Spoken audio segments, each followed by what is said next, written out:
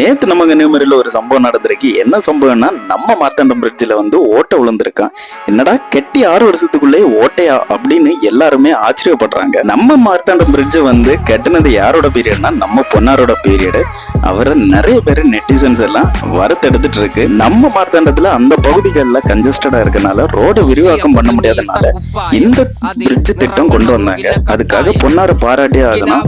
ஆனா அவர் கட்டினதே கட்டினாரு. இரும்புக்கு பதிலு காங்கிரீட்ல போட்டிருந்தாருன்னா இன்னைக்கு அவருக்கு பேருக்கு இவ்வளவு கெட்ட பேர் வந்திருக்காது. ஒருவேளை நம்ம ஊர்ல போட்டுட்டு இருக்க பைபாஸோட ஒர்க் முடிஞ்சிட்டு இந்த பிரிட்ஜ் கட்டியிருந்தாங்கன்னா ஓகே சேஃப் அப்படின்னு சொல்லலாம். ஏன்னா இப்போ எல்லா விதமான வாகனமும் இந்த பிரிட்ஜ்ல போறதுனால அதோட உறுதித்தன்மை வந்து கேள்விக்குறியா தான் இருக்கு. இன்னொரு பக்கம் இந்த 5 வருஷத்துல சரியா மெயின்டைன் பண்ணல அப்படின்னு சொல்லிட்டு ஒரு குற்றச்சாட்டு இருக்கு. அவங்களுக்கு என்ன சொல்றேன்னா, நேஷனல் ஹைவேஸ் மெயின்டைன் பண்ண வேண்டியது சென்ட்ரல் கவர்மெண்டோட கடமை. நம்ம விஜய் வசந்த் அண்ணாச்சி இதை பத்தி பாராளுமன்றத்துல கேட்டிருக்காரு ஃபண்டு. பட் அது